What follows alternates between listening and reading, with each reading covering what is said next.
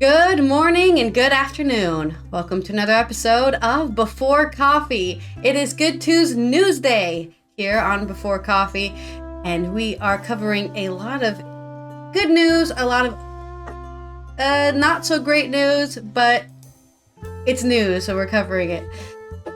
Let's go ahead and get into our headlines. Today on Before Coffee. She graduated from Yale after raising 3 kids. Her son was her classmate.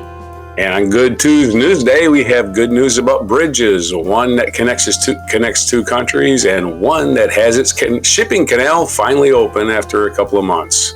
Spain, Norway, and Ireland formally recognize Palestine as a state as EU rift with Israel widens. And a literal giant has died. We remember the life of Bill Walton. Cannes Festival. Wait, what was it again? Cannes Festival complaint filed for insult. No, Cannes. It's Cannes. It's actually Cannes, like the can. Cannes Festival complaint filed for insult after transphobic remarks. Those stories and more, which is National Beef Burger Day, May 28th, 2024 on Before Coffee.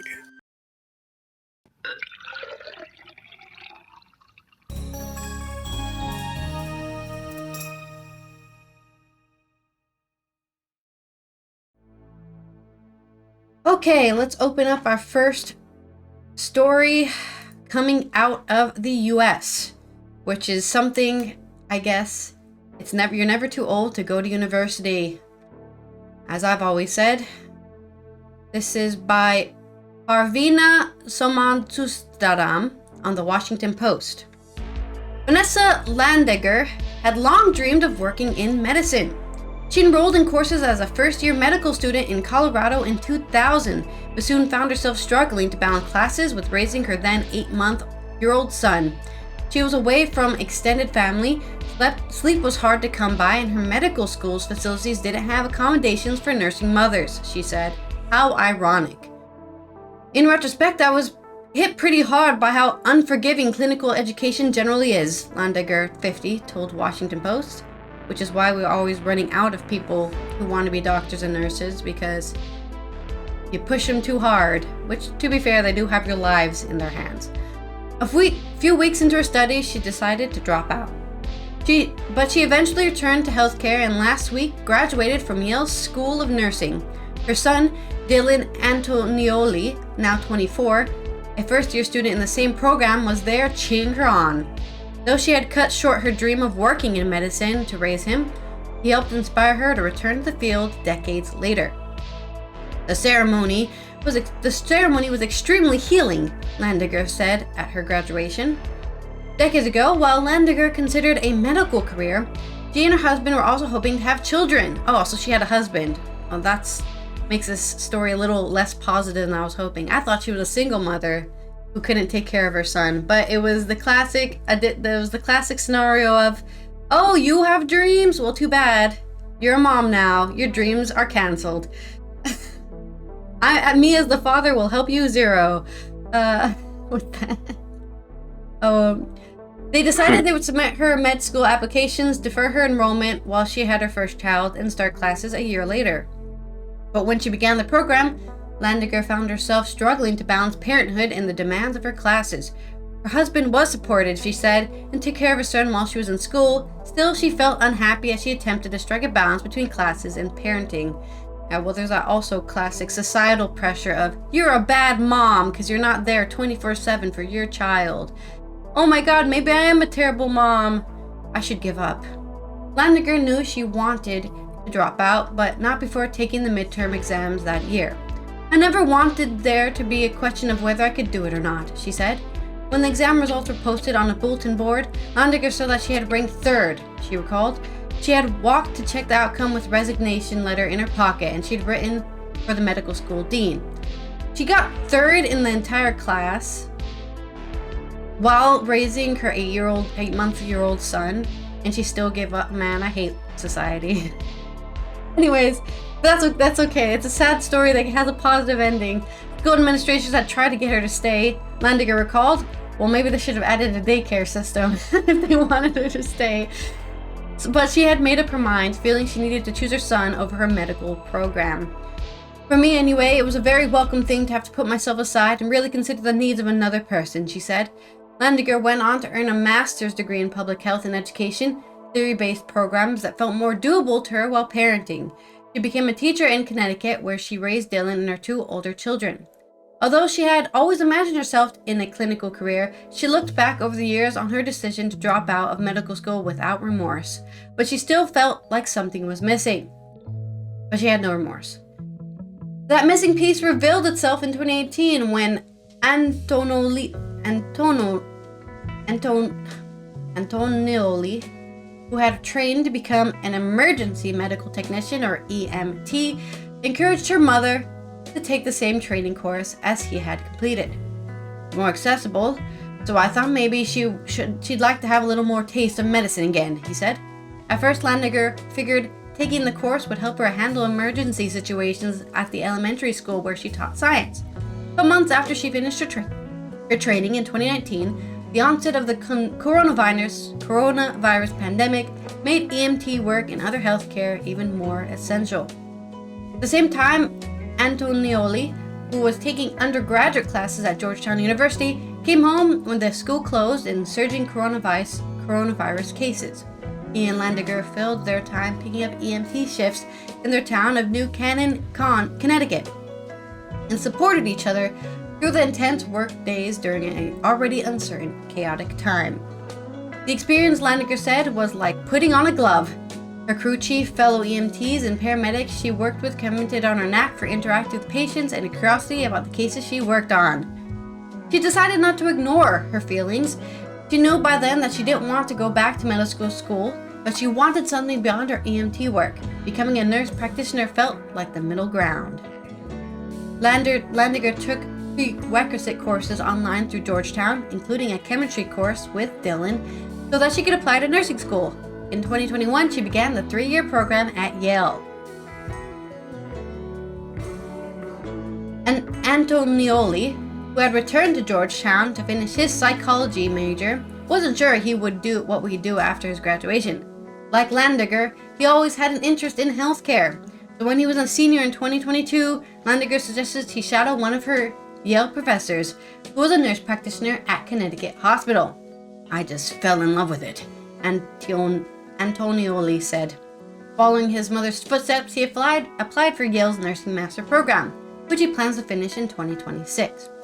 As he and Landiger trained to be nurse practitioners for the past year, they enjoyed the rare experience of being mother-son duo at the same school. Landiger was a leader at Antonioli's orientation, surprising other students who discovered their relationship. Landiger gave her son opinions on the course he could take to his first year. Whenever possible, they met up on campus between classes. One of the best upperclassmen you could ever have is your own mom. It'd be awkward if it was the other. I think it wouldn't have worked if it was the other way around, if he was the upperclassman. During the ceremony, Landiger, who will soon begin working as a midwife at Connecticut Hospital, said she kept looking back to where Dylan sat. Her graduation brought back memories of her own first year in the program, when it sometimes felt difficult to see the end point. Landiger hopes that ceremony helps show her son that he too will find his way. I just felt like this was a moment in which the end was in sight, she said, and he could cast his mind forward. So, yet again, I repeat, it's never too late to go to school, even if you're 50 and have 3 children. You can still go out there and get your dreams, you know? Make your life more fulfilled, because you can never stop, never settle, and always look forward to the future. Some people don't peak until they're 60, man. Yeah. There's plenty of examples of that. Some of the most famous directors, for example, only started their career at 40. So. Oh, yeah. Lots of writers, right? Don't even think about writing until they're in their 50s. Because they don't think they had anything to say. Who's going to read me? I'm only 40. I'm not like, they respect like the classics and they think you got to be super old. So they're like, I'm going to accumulate all this knowledge and then I'm going to use it. Okay, so good news continuing. Let me try to hold still here. Engineers from 2 countries from Andy Corbley of Good News Network engineers from two countries will meet in the middle to complete the Gordie Howe Bridge, connecting two hockey-loving nations. That's true. Detroit is big on hockey. The new U.S.-Canada border crossing won't be ready until 2025, but seeing that only hockey rink-sized gap remains between the U.S. and Canadian sections, it is an appropriate place to celebrate the imminent completion of the Gordie Howe Memorial Bridge. With one skate in Detroit and another in Windsor, Ontario, the bridge deck is set to be finished in June, according to the joint venture contractor Bridging North America. It's far from just your average bridge, the Engineering News Record reports. That the central segment spanning 0.53 miles between the two bridge towers will have the longest main span of any cable-stayed bridge in North America. It will also be the longest steel and concrete composite deck for any cable-stayed bridge in the world. Does that make it extra dangerous? I don't know. Nicknamed Mr. Hockey, Gordie Howe, after whom the bridge is named, is considered the most complete player to ever play the game. In his retirement, his 801 goals, 1,049 assists, and 1,850 total points won mostly through his 25 seasons. The Detroit Red Wings, or all NHL records that stood until they were broken by Wayne Gretzky. The 25 seasons weren't broken by Wayne Gretzky, I guarantee that. The bridge won't only connect Detroit and Windsor, Interstate 75 and its Canadian equivalent, and the United States and Canada, but also two hockey-loving nations who shared in this great man's sporting capacities, one by the nation of his birth and one by this city in which he dominated for so long, because he played for the Detroit Red Wings. Bridging North America is proud of the dedicated engineers and skilled tradespeople whose unwavering commitment to safety and excellence has propelled us closer to completing the bridge deck of the Gordie Howe International Bridge. Their resilience and skill are the driving force behind the realization of this historic infrastructure project, said David Henderson, CEO of B&A, in a statement. The bridge will include customs facilities on both sides and probably be open to traffic by October 2025, 29 months short of Howe's 100th birthday. 29 months short. Okay, that's not even that significant, really. I guess it is, but nah, I don't know. In other bridge news, this is from the Baltimore Sun and Janneman. First cruise ship sets sail from Port of Baltimore since Key Bridge collapse. It's a good day. Cruising is back in Baltimore, declared Jonathan Daniels, Executive Director of the Maryland Port Administration, as passengers began arriving Saturday. Remember, this is good news, so we can report on it on good news today. Passengers began arriving Saturday at the Cruise Maryland Terminal. The festive occasion marked the first cruise ship to arrive and depart the Port of Baltimore since the collapse of the Francis Scott Key Bridge on March 26, so almost exactly 2 months. Less than a week prior, the terminal was headquarters for the Key Bridge Response Unified Command to coordinate recovery operations, Daniel said. They began condensing their workspace down last weekend, started packing up Monday night after the dolly was refloated that morning, and they were out by Tuesday afternoon. While there is still work that needs to be done and to be able to complete this salvage operation, this is a wonderful sign that the next milestone is pointing to the fact that business is truly returning to the port. Just after 10 a.m., the sound of steel drums echoed the terminal as it began to fill with passengers eager to board the Royal Caribbean's Vision of the Seas cruise ship for a 5-night trip to Bermuda. Tom Sitzler said he and his group had planned the trip since August to celebrate his partner's 60th birthday. They live in Washington, D.C., but had a very specific reason to sail out of the Port of Baltimore. The whole purpose of this cruise, though, was to actually cruise out of Baltimore past Annapolis because Alan grew up there. The birthday boy, he wants to see Annapolis from the bay, Sitzler said. I've always wanted to cruise down the bay and see all the spots where I grew up, said Alan Stephen, the birthday boy. Cruises that were already underway or were scheduled in the past 2 months have been rerouted to the Norfolk Cruise Terminal. Stevens said if their trip had been moved to leave from Norfolk, they would have rebooked. A group of 5 friends from Hartford County also were heading on the cruise to celebrate, donning matching pink hats that said Friends on the Loose 2024 Friends Trip. We are celebrating a milestone birthday, said Kathy Schleer. We have all attained the age of 70 or beyond. Not yet, someone chimed in. The group said they were ecstatic when they found out about a week and a half ago they would be sailing out of the port of Baltimore. The departure location was one of the reasons they went on the cruise. The return of the cruise benefits the tourism industry in Baltimore and the rest of the state, Daniel said. More than 440,000 passengers went through the Cruise Maryland's terminal in 2023, he said, and they may also stay in hotels, eat at restaurants, and even come back to enjoy the city afterward. Many of them are experienced what Baltimore has to offer for the first time, Daniel said. The 950-foot long vessel with a 25-foot draft got underway after 4 p.m. and used the 400-foot wide, 50-foot deep channel that was open Tuesday in the Patapsco River.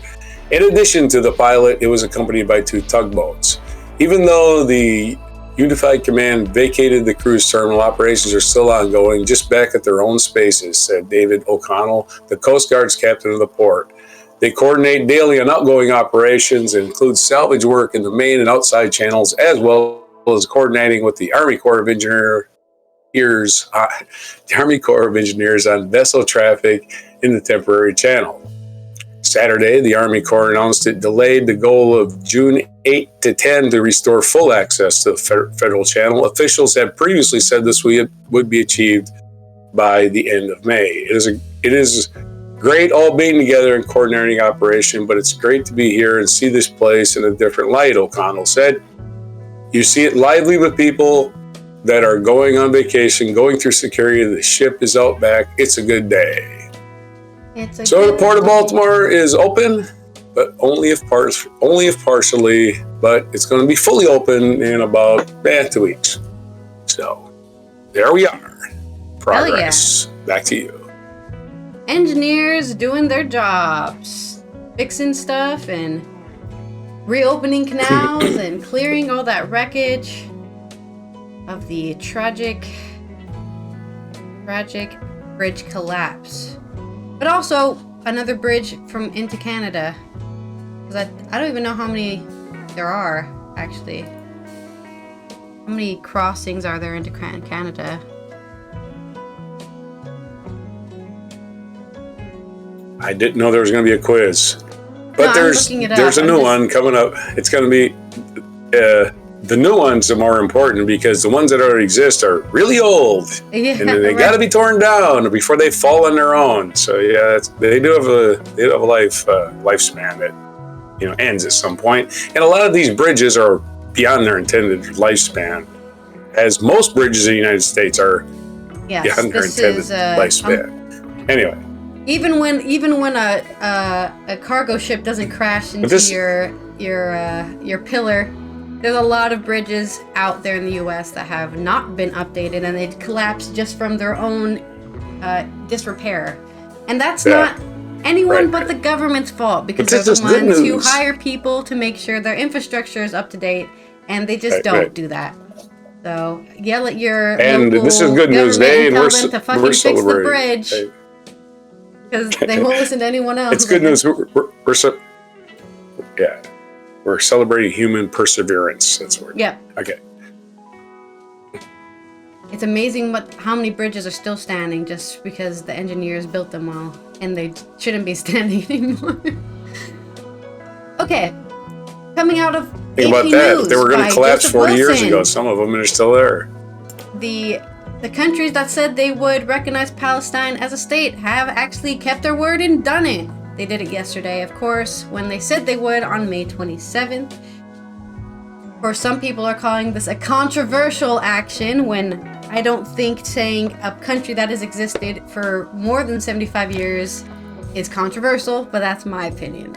Spain, Norway, and Ireland moved to formally recognize a Palestinian state coordinated effort by 3 Western European nations designed to add international pressure on Israel to soften its devastating response to last year's Hamas-led attack.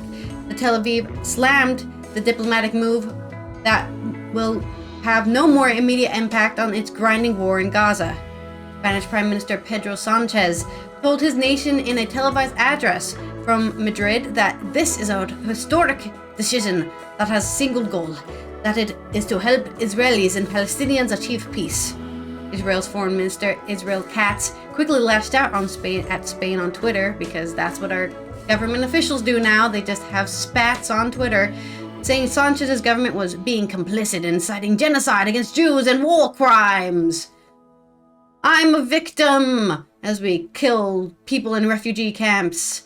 Ireland and Norway soon joined Spain in formalizing a decision they had jointly announced the previous week. The Palestinian flag was raised in Dublin outside Leinster House, the seat of the Irish Parliament. This is an important moment. I think it sends a signal that the world that there are practical actions you can take as a country to help keep the hope in destination of two-state solution alive at a time when others are trying to sadly bomb it into oblivion, Irish Prime Minister Simon Harris said before his cabinet meets to formally sign off on the decision. Norwegian Foreign Minister Espen Barth Eide said in a statement that for more than 30 years, Norway has been one of the strongest advocates for a Palestinian state. Today, when Norway officially recognizes Palestine as a state, is a milestone in the relation between Norway and Palestine. While dozens of countries have recognized a Palestinian state, none of the major Western powers have done so. Yeah, because then they would also be signing off on a genocide, and that's a really scary thing to sign off on. Still, the adherence of 3 European countries to the group represents a victory for Palestinian efforts in the world of public opinion. Relations between the EU and Israel have nosedived, with diplomatic recognitions by 2 EU members and Madrid insisting on Monday that EU should take measures against Israel for its continued deadly attacks in southern Gaza's city of Rafah. After Monday, May 27th meeting of EU foreign ministers, Irish Foreign Minister Michael Martin said, "For the first time at the EU meeting, in a real way, I've seen a significant discussion on sanctions for Israel." Harris, the Irish leader, insisted Tuesday, or May 28th, the EU should consider economic sanctions for Israel, saying Europe could be doing a hell of a lot more. Norway, which is not a EU member, but often aligns its foreign policy with the bloc because they're basically surrounded by the EU. Now that I think Sweden is part of the EU, but they use their own currency. So, handed diplomatic papers to the Palestinian government over the weekend ahead of its formal recognition. At the same time, the EU's foreign policy chief, Josep Borrell, threw his weight behind the International Criminal Court, whose prosecutor is seeking an arrest warrant against Israeli Prime Minister Benjamin Netanyahu and others, including leaders of Hamas militant group, which we talked about, I think, last week, that Germany would agree to arrest anybody if a criminal case was brought up against Israel. So Germany is not formally recognized Palestine, but they are formally recognizing the power of the ICC.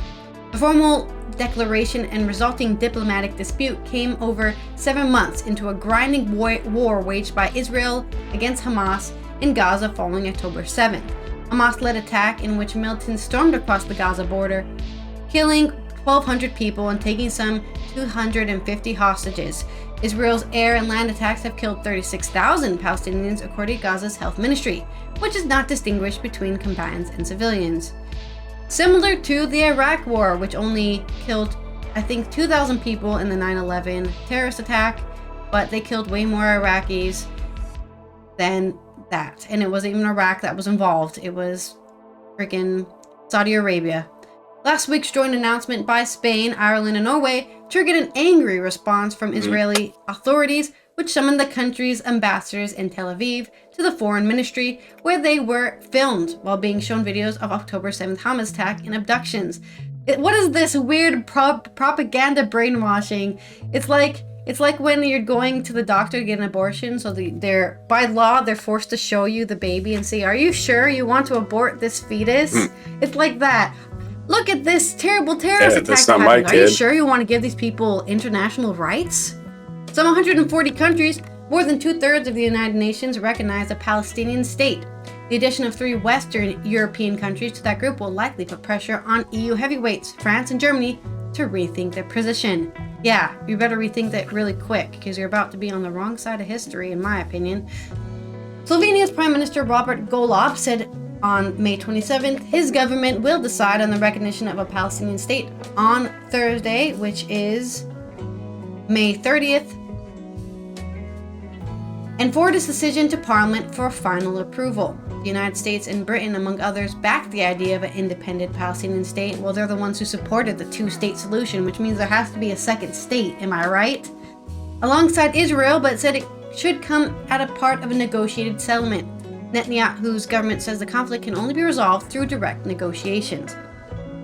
In his speech on Tuesday, May 28th, Sanchez said the recognition of a Palestinian state was a decision that we do not adopt against anyone, least of all against Israel. A friendly people whom we respect, whom we appreciate, with whom we want to have the best possible relationship. And significantly large population of the people have gone back to the US because they've run away from war.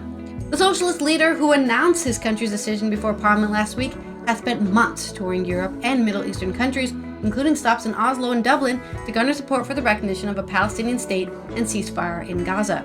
He called for a permanent ceasefire, for stepping up humanitarian aid in Gaza, and for the release of hostages that Hamas has held since October 7th, if any of them are still alive. Because Israel has just been bombing Gaza with no discrimination at all, and probably has killed its own hostages in the crossfire. Sanchez said that the move was back to the beleaguered Palestinian Authority, which lost effective political control of Gaza to Hamas. He laid out his vision for a state ruled by the Palestinian Authority that must connect the West Bank and Gaza via a corridor with East Jerusalem as its capital. Norway's Barth Eide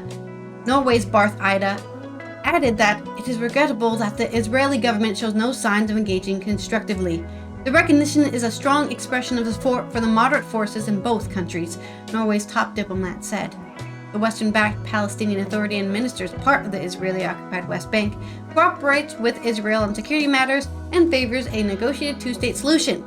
Forces were driven out of Gaza by Hamas when the militants seized power there in 2007. The Palestinians have long sought an independent state in Gaza, the West Bank, and the East Jerusalem territories Israel captured in the 1967 Mideast War. The idea of a land corridor linking Gaza and West Bank through Israel was discussed in previous rounds of peace talks, but no serious or substantive peace negotiations have been held in over 15 years. We will not negotiate changes in the 1967 border lines other than those agreed to by the parties, Sanchez added. Furthermore, the decision reflects our absolute rejection of Hamas, a terrorist organization who is against the 2-state solution, Sanchez said. From the outset, Spain has strongly condemned the terrorist attacks of October 7th. The clear condemnation is the resounding expression of our steadfast commitment to the fight against terrorism. I would like to underline that starting tomorrow we would focus our efforts to implement the 2-state solution and make it a reality. Israel has also been under pressure from the International Criminal Court after its chief prosecutor said he would seek arrest warrants for Netanyahu and his defense minister.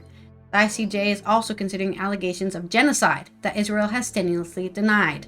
Because who would say, you know what, yeah, right, we are doing genocide. We're just going to totally just admit it. Nobody would ever admit doing a genocide. It's one of the worst human crimes I think possible. We're killing you. Why? Because we don't like any of you. Not as individuals, but as a group. And no one ever is going to say, yeah, we did it. Anyways, that is, I know, a bit of sour news, but also positive news that hopefully will pressure every other European country and every other Western country to also point out that Palestine is its own state with its own government, its own people and culture and national identity that does not deserve to be destroyed into oblivion. On to your story. Yes. And again, well, good news, right? The good news is that they got recognized as a country by Spain and Norway and Ireland and right. Well, so let's give them a round of applause. Where's our I didn't make that. I didn't make the new effects, round of applause. Yeah, we just got the... You didn't? I thought you did. Okay, here we go. This one? Woo! Yeah. You said it was more like a... Okay. You said it was more like a golf tournament. Well, it's better than the golf. Yeah. It's like they made a really amazing shot golf clap. Yeah. Instead of just the polite, you made a 4 and a par 4. That's we could also do the air horn, I guess. Okay. There you go. We rallied from 10 points down and we won the buzzer. In sports news and sad news, with Bill Walton, Hall of Famer, Basketball Hall of Famer, UCLA legend, dies at the age of 71. This is from USA Today. Basketball Hall of Famer Bill Walton, an all-time great champion in high school, college, and NBA, died Monday following a prolonged battle with cancer. The NBA announced he was 71 years old. Bill Walton was truly one of a kind, NBA Commissioner Adam Silver said in a statement. Oh, by the way, I sent you a mic drop. It's very short. You don't have to really edit it. It's like less than a minute. Bill Walton was truly one of a kind, NBA Commissioner Adam Silver said in a statement. A cherished member of the NBA family for 50 years, Bill will be deeply missed by all those who came to know and love him. American original, Walton led a remarkable life on and off the court, excelling in basketball and dabbling in the counterculture scene of the late 1960s and early 70s. He remained connected to both throughout his life as a basketball player and TV analyst, and lifelong fan of Grateful Dead, Bob Dylan, and Neil Young. At 6'11", he was one of the most skilled big men to play the game. He defended, rebounded, blocked shots, passed, and scored.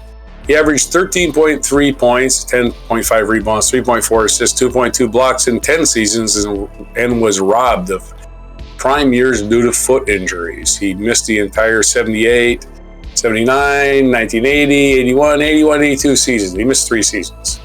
While Walton packed an impressive resume into the years he played despite debilitating injuries. Walton packed an impressive resume into the years he played despite debilitating injuries. Following a standout career at UCLA, where he won 2 NCAA titles under John Wooden, one of the great influences in his life, Walton became the number 1 pick by the Portland Trail Blazers in the 1974 draft. He led the Blazers to the 1977 NBA championship, earning the finals MVP. His stat line, 18 points, 19 rebounds, 5.2 assists, and 3.7 blocks while shooting 54% in a 6-game series against Philadelphia. The next season, the league named him the regular season MVP after averaging 18 points, 13 rebounds, 5 assists, and 2 blocks. As one of the best of his generation, he piled up the accolades. He was a 2-time NBA champion, 2-time All-Star, 2-time NBA performer, all-time defensive selection, and 1985-86 Sixth Man of the Year, and named one of the NBA's greatest players. Influenced by John Wooden and Grateful Dead. What he gathered from UCLA and Wooden, the NBA and the Celtics and the Grateful Dead and Dylan were woven into Walton's life view. He once wrote of Wooden, his coach John Wooden, "While our practices were most demanding endeavors that I've ever been part of, so physically, emotionally, and mentally and psychologically taxing, there's always the sense of joy, celebration of people having fun playing a simple game. Always positive, always constructive, John Wooden drives us in ways and directions that we are not aware of, always with the goal of making us better. He combines Zen tranquility with a warrior spirit. He mixed with hippies and pro athletes. He delivered assists to Larry Bird and partied with Jerry Garcia, Bob Weir, and Mickey Hart. He loved the music, the songs, and especially loved the lyrics. He pulled a line from the Dead's Scarlet Begonias just as easily as he could recite a poignant line from Dylan's Boots of Spanish Leather. Known as Grateful Red, because he has red hair, he attended hundreds of Dead shows, and in 1985 he took members of the Celtics, including Larry Bird, Kevin McHale, and Rick Carlisle, to a Grateful Dead concert in Worcester, Massachusetts. The Celtics and the Grateful Dead represent so much of everything I believe in, live for, and try to do with my life, Walton told USA Today Sports in 2020. Because of the culture Red Auerbach had built, the Celtics were a family organization. The Grateful Dead, that's family as well. They both have the ability to inspire courage and allow you to become something that's bigger and better and more important than you as an individual. I once asked Walton what his favorite Dead song was, and with a mixture of incredulity, I can't say that word, and passion, but more passion, he answered, all of them. In other words, whatever one he was listening to at the time, living in the moment. As an announcer, he often took side roads, fantastical ramblings that sometimes bordered on the absurd and sometimes on the joyful. But that was Walton, off the beaten path. Born in La Mesa, California in 1952, to Gloria Ann and William Walton, was one of 4 children. His parents encouraged participation in the arts. Walton enjoyed sports too and won high school basketball championships in 1969 and 1970. He attended UCLA and won 2 NCAA championships in 72 and 73, leading the Bruins to 30-0 records in consecutive seasons. They didn't lose a game 2 seasons in a row. He was the most outstanding player in both Final Fours and was a 3-time National Player of the Year and vital member of the Bruins dynasty that captured 10 titles and 12 seasons. He also played a significant role in UCLA's 88-game winning streak. Of course, UCLA's 88-game winning streak only ended because Bill Walton broke his back. He played with a broken back in that game. They lost, but they probably lost because he played with a broken back, right? They had to try to slow them down. They probably still would have won that game. Walton had 4 sons, Adam, Nathan, Luke, and Chris, and when Luke won his second NBA title as the member of Los Angeles Lakers, the Waltons became the first father-son duo to win at least 2 titles. His brother Bruce was also a standout athlete and played in college at UCLA and in the NFL for the Dallas Cowboys. Walton stuttered, and he said it took until his late 20s before he became comfortable speaking in public. And he said at a random encounter with New York broadcaster Marty Glickman changed his life. That day, in a very brief private conversation, one way, mind you, since I literally could not speak at the time, Marty explained patiently and concisely that communicating was a skill, not a gift or a birthright, and that like any other skill, whether it be sports or music or business or whatever, needed to be developed over a lifetime of hard work, discipline, organization, and practice. There you go. A guy who was a stutter, such a bad stutter, he was afraid to talk into his 20s, became a broadcaster. Thank you. Never give up your dreams, even if you have to go over the hardest hurdles. That's right. He also overcame a lifetime of injuries and pain. The injuries to his feet during his playing days became debilitating later in life, and the back pain. Back pain was excruciating. In his book, Back from the Dead, Walton wrote, I can't do this anymore. It's just too hard. It hurts too much. Why should I continue? What is the point in going on? I have been down for so long. I have no idea which way anywhere is anymore. There is no reason to believe tomorrow is going to be any better. If I had a gun, I would use it. A spine surgery in 2009 relieved Walton of the pain that had made living unbearable, and he cherished a less painful existence that allowed him to do things he loved, like bicycling, announcing college basketball games, and attending Dead shows. So there's your brief biography of Bill Walton, who has died at the age of 71 of cancer. Well, back to you. Had a good life, a long life, and a hard life, but I'm sure he died. Never stopped. Yeah, I'm sure Thought he about died giving up and never happy, did. Or at least fulfilled. It sounds like. Imagine having a really 6'11" frame and your spine is causing you pain constantly. That's got to be hell. Yeah, I can only half think of that. I didn't mention this, but the reason his back was broken is that when he was playing Washington State in college, he went up for a rebound, and a rebound or a shot, either way, he was left his feet, and some guy in a cheap shot undercut him. just took his feet out from under him while he was in the air, and he landed on his back, and that broke his back. Yeah. And he didn't even stop playing. He didn't even really stop playing that season. He finished the season. She never should have done. But yeah, he had broken vertebrae in his back. And he still played, which is sick. Psychotic, yeah. College. He wasn't getting paid. It was college. Just like for free. He was doing this. Yeah. He felt a responsibility. Yeah. It wasn't even love of the game. It's responsibility to other people, right? That's what it is. Anyway, back to you. Okay. Great, great man. Let's go into some festival news coming out of Cannes Festival. This is kind of good news. I guess it's neutral news. It's good news because people are actually given the ability to file complaints and defend themselves from bigots, which is always good. This is from Euronews Culture, written by David Morquand. Far French right politician Marion Marchal has commented on the Cannes winner of the Cannes win of transgender actress Carla Sofia Gascon. Now 6 LGBTQ plus associations have filed an official complaint against the politician standing in the European elections. Why don't people who are bigots just shut their mouths? But I guess if they didn't, we wouldn't know they're bigots. When the Cannes Film Festival made history last Saturday by awarding Best Actress Prize to the ensemble cast of French director Jacques Audiard's film Emilia Perez, a cast which includes transgender actress Carla Sofia Gascon, one voice felt it had to make itself heard. Reminder, this was an ensemble award, so it's not just her who got the award, but the entire ensemble got the award.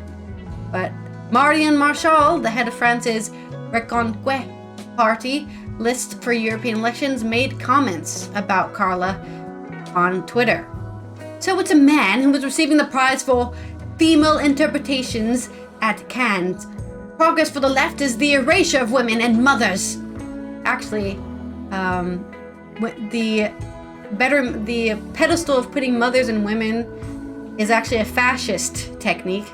As somebody who studied this in school, the best way to have fascism is to make women the primary support for your army. So you put them on this pedestal of being very important. Make babies so we can fascism our way.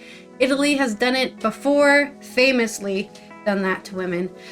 Now 6 association Moose, Stop Homophobia, Families LGBT, Adhouse, Quasar, and Federation LGBTI Plus have filed a complaint against Marchal for her transphobic insult. Marion Marchal's comments deny the very existence of transgendered people, as well as the violation and discrimination they suffer on a daily basis, said Etienne de Houlies, the lawyer for the 6 associations. The Stop Homophobe Association deplores that this illegal behavior reinforces the climate of violence in which LGBT plus people live in France. According to the association that filed the complaint against Marchal, 85% of transgender people have already been victims of discrimination, hate speech, or physical or verbal violence in France. The country who's famously for completely tipping the line between male and female for decades and centuries. They've been doing that, and suddenly it's a problem now. You can't wear a dress, you're a man. Men were wearing dress in the 1600s and you didn't give a shit. They're wearing makeup and getting curls in their hair and wearing wigs. Not in this modern day, that's bad. In 2023, 2,870 crimes of offenses, assaults, threats, and harassment against lesbian, gay, bi, and trans people were recorded, a jump of 90% compared to 2022, a year already marked by a 13% increase, according to a study by the Ministry of Interior's Statistic Department published in mid-May. They've already jumped up 13%. Spanish-born Carla Sofia Gascon, along with American actress Selena Gomez and Zoe Saldana, and Mexican actress Adriana Paz, received the joint Best Actress Award. The jury explained the ensemble award as being a way to reflect what the film sets out to do. Celebrate sisterhood, including your trans sisters out there. Gascon, 52, is the first transgendered woman to receive this award. The actress changed gender at the age of 46. It's never too late to change your gender. She plays the title role, a ruthless Mexican drug lord who decides to transition and become a woman. Literally the movie is about that too. She did a terrible job. She doesn't deserve this award because of the exact subject of the movie. Hello?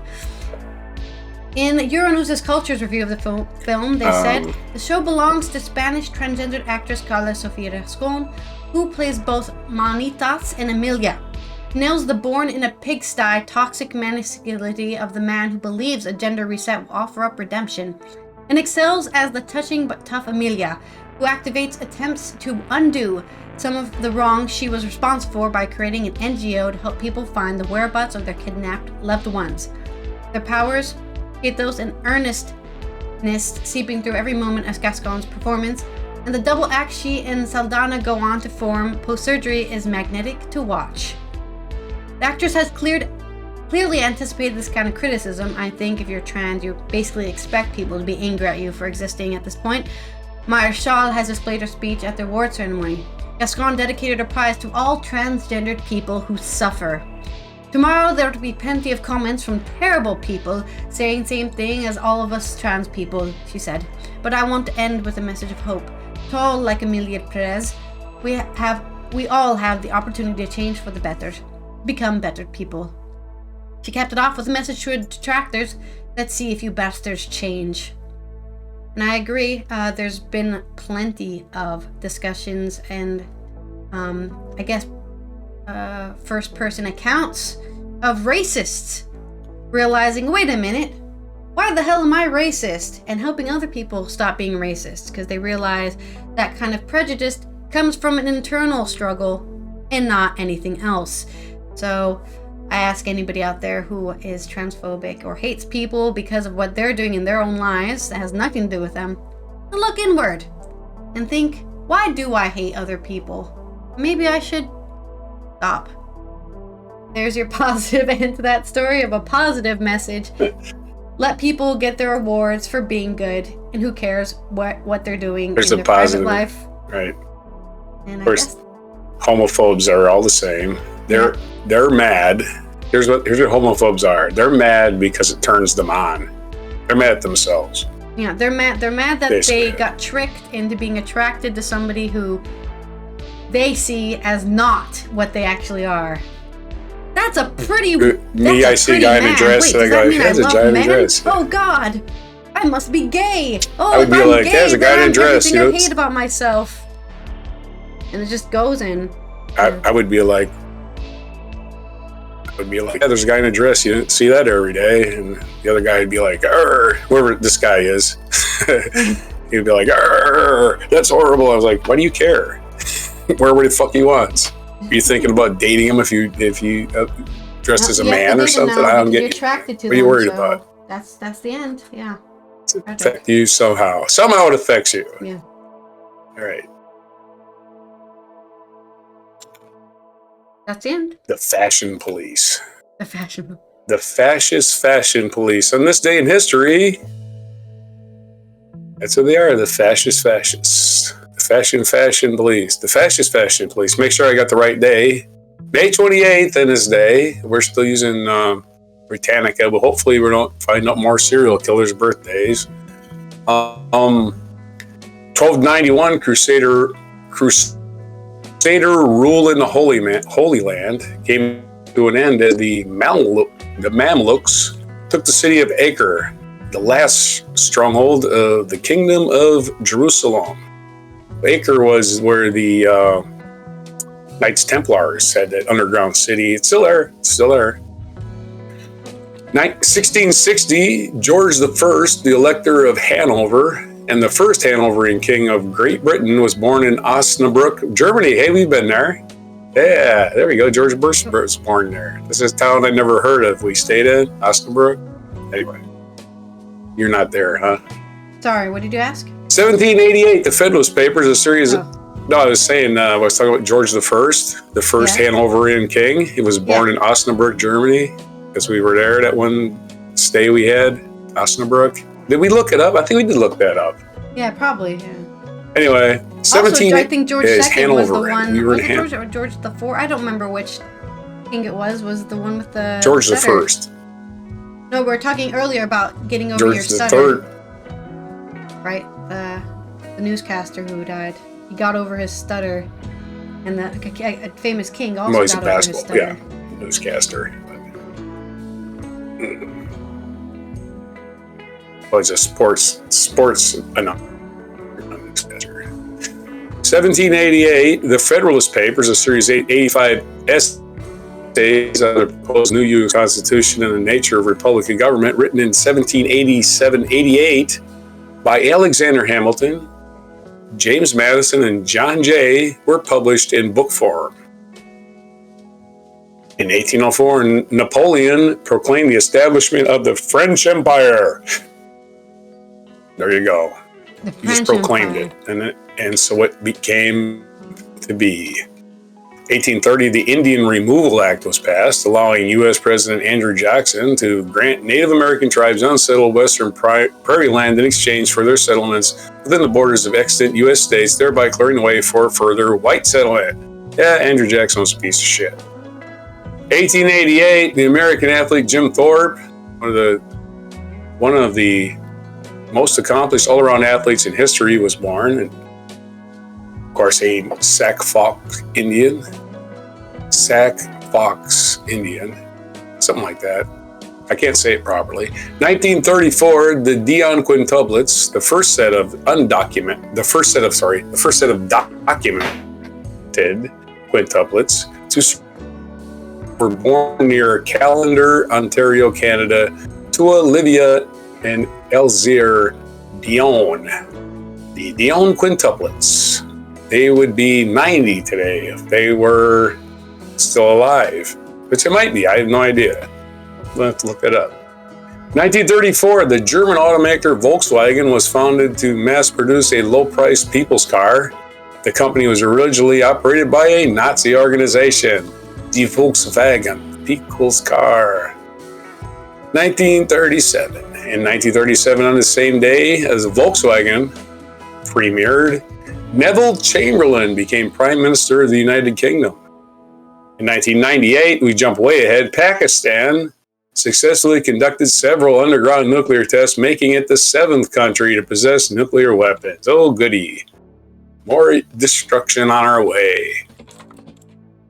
In 1999, after some two decades of restoration work, Leonardo da Vinci's Last Supper was reopened to public view in Santa Maria del Grazi, Milan. In 2014, American poet and memorist Maya Angelou, whose several volumes of autobiography explore the themes of economic, racial, and sexual oppression, died at the age of 86. Our featured event, Amnesty International, was founded in 1961, dedicated to the informing public opinion about human rights and to securing the release of political prisoners. Amnesty International was founded in London on this day in 1961 and won the 1977 Nobel Peace Prize. Don't let people our featured biography, objectify you. Fleming. And Ian Fleming's birthday today. He's the guy who wrote all the James Bond movies. Or books, yeah. sorry. He didn't write the movies. He wrote the books. The famous sexist. He was born on May 28th, 1908. Born in May 28th, 1908. Died in August 12th, 1964 in Canterbury, England. So any James Bond novels after 1964 are written by somebody else. Other birthdays, Ian Fleming, we mentioned. Nandamuri Taraka Rama Rao, an Indian actor, director, and politician, born in 1923. Jerry West, American basketball player, coach, and manager, born in 1938. Rudy Giuliani, we don't care about him. And Kylie Minogue, born in 1968. And what day is it today? It's a confusing day because it's National Beef Burger Day and also National Hamburger Day. And they appear to be the same thing. Yeah. So I don't know if there's competing interest. Somebody wants to call it National Beef Burger and somebody wants to call it National Hamburger. I have never in my life called it anything but a hamburger. I don't know what a beef burger is other than it's just another hamburger. So I guess people get confused. And it's also National Brisket Day. Go ahead. I think people get confused because it doesn't have ham in it. And there's just people out there who are like, it's not ham. We have to call it a beef burger because there's no ham. Yeah, but that's got to be... But it says it's National Beef Burger. It's like this is a United States holiday. And the United States is the only one that comes up with these damn things. But who in the United States says beef burger? I've never heard that term. Anyway, it's National Brisket Day. You go into a restaurant and order a beef burger, they go, what's that? They might not. But those are your days for May 28th, 2024 on Before Brisket. Okay. I do have the chat. National 1 minute Brisket Day. or whatever. Okay, this has been Allison here from the Netherlands. Tomorrow is going to be our wacky and weird news. So we're going to cover all the weird stuff. Usually it's animals or people doing weird things with objects. Yep. And animals attacking boats. You know, that kind of classic stuff. So go ahead.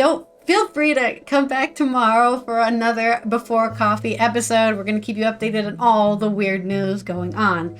Don't forget to subscribe to the YouTube channel so we can get those numbers up. Because the closer we get to 500, the closer we get to 1,000 subscribers, the more we'll be able to do more fun stuff with your support. I hope you have a good rest of your day. If it is daytime for you, or if it's morning time for you, like it is for Rog. And take care out there. And here is your mic drop moment. I always have to think of what I'm going to say. Bill Walton is here, along with Bill Walton. How great is this? Enjoying ourselves, enjoying the energy happening here inside the arena, outside, the beautiful, the landscape that is Arizona, but inside, how loud can it? The look on your face, Bill, is that of utter frustration. Finally, some inspiration. The negativity that I have to fight every single moment, and now someone here who can shine the light, someone who can appreciate the beauty of a saguaro, somebody who knows about the grandeur of the Sonoran Desert, somebody who knows that rivers can flow uphill. You never know when to talk when he's going, do you? You never know when there's going to be a break. He continues to go the entire time in the three. What was that three? I wasn't even looking. I wasn't paying attention to the game. I wasn't either. There was a two by Alonzo Verge.